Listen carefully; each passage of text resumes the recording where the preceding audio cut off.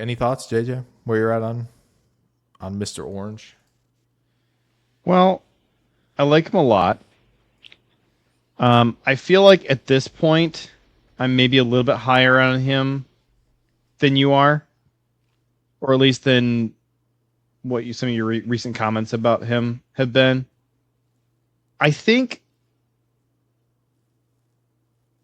I wish he was a little bit taller. Really? Interesting. Interesting. Sometimes I feel like his length limits him just a little bit. Well, I certainly, if the wingspan was longer, yeah, I don't think he needs to be taller. I don't want him losing the leverage battle and playing too upright. But yes, if the wingspan was bigger, for sure. Yes, absolutely. Like, I mean, like you would describe him as squatty right now. He's a squatty, dense dude. That's But what like you with want the nose tackle to be. kind of stubbier arms, you know. So Yeah, sure, that's but we'll that's say the, we'll say the wingspan is what I want. yeah. I From think what we have, from what he's we've pretty heard, yeah, he's lost some weight and yet retained his center of gravity, which I appreciate. I think that lets him move a lot faster.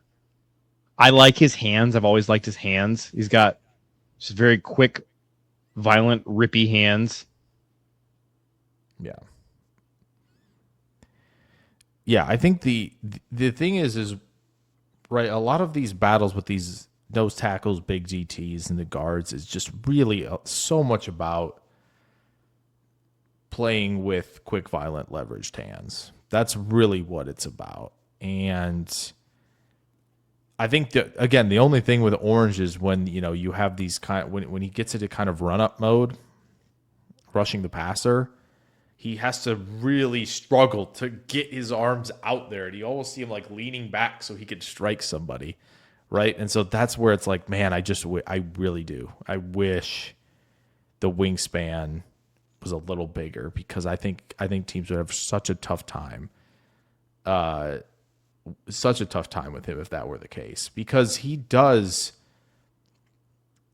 really can generate more pop than some of these guys ranked above him. He really can. It's just a question of like, even when he's keeping the arm free, right? You get that strike, you are holding ground, right? And then you're able to get that arm free to make a play, and he just can't. He's just not. There's not a big enough tackling radius, which is really just unfortunate because, like, yeah, 100%. He's just, I think, much more springy than most of these guys, right? Like, I think an inch would help. I don't even think there's like an inch would really help. Yeah, but like I know that the like consensus board I think has it pretty tight between him and Daryl Jackson Jr. I don't even think it's a contest, to be perfectly honest. I don't like Daryl Jackson at all. Me so either. Yeah, so I not don't hard for me. understand. Yeah, I don't understand why that's They got close on the consensus Orange board. at But 66 and Daryl Jackson at 81. They have Grayson Halton in that's between those two, and I like Grayson Halton more than both of them. Orange and Daryl Jackson are far too close together on the consensus board, to be honest. But he is. I just coming back to the height again, because you made me second guess, but I went back and looked. So he's 6'2". yeah, That is a little on the short side for the Packers. Brian Maffey tracks this. That's like outside of their preferred, but it's not. It's what he calls fringe. All right, 6'2" on the defensive line is fringe for them. really. He's 322 pounds, which is good. Yeah. Big hands.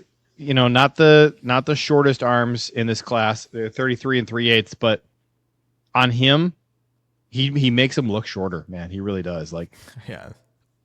it's like it's all shoulder and no arm. Like, throw another. He's got an 81-inch wingspan, which is on the longer end in this class. Somebody had an 86. I'm trying to remember who it was. Here we go. It's Daryl Jackson has an 86-inch wingspan. Yeah. Big Citrus is at 81. He's 22 years old.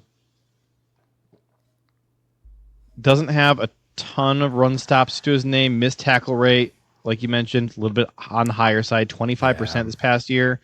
Not my favorite. Again, it's just tough when you don't have the radius to be able to grab, latch on, and make plays like that when the arm's free consistently. And that's just a wingspan thing. It's a length thing that it's really annoying. Like, I wish we could just give him like Daryl Jackson's arms and wingspan. Like, that'd be great. That'd be fantastic. Now we're cooking. Leave Daryl Jackson's brain. Yeah, it's just like, I'd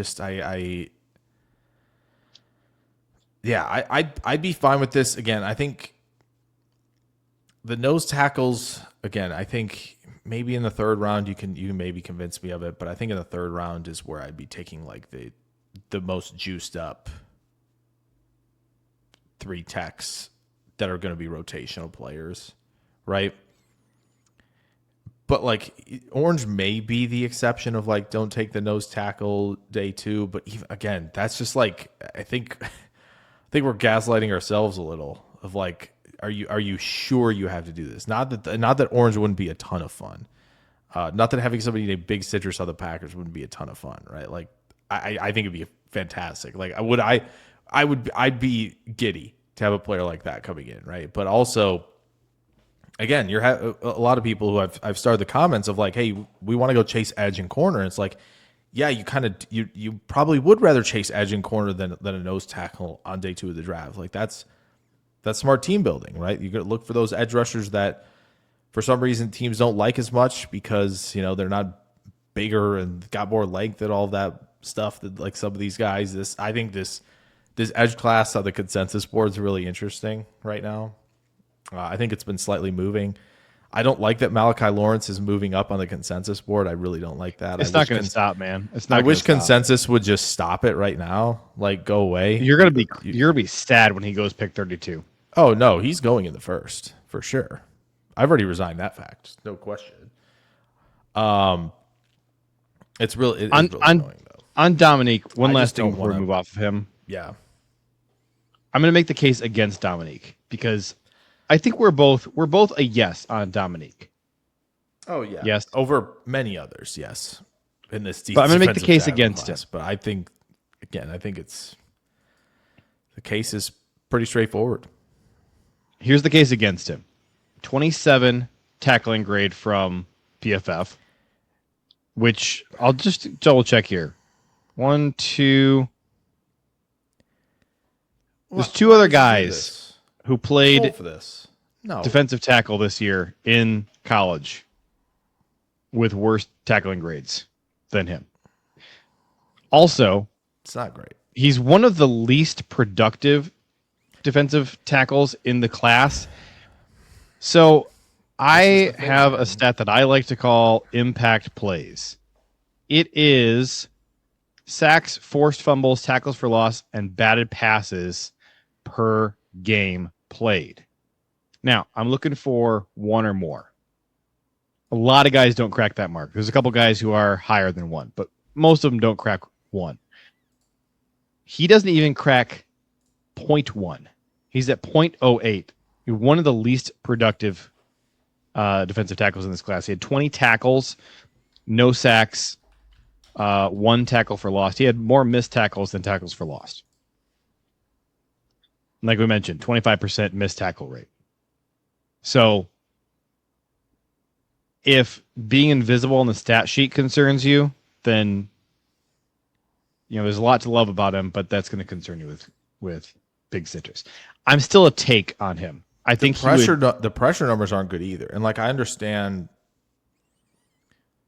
they moved him around a decent amount where he is like outside the shoulder of the guard, right? As like a 3 tech, because they need these space eaters spread out along their line so they can be in that 3-3-5 and not be sacrificing, right, integrity against the run.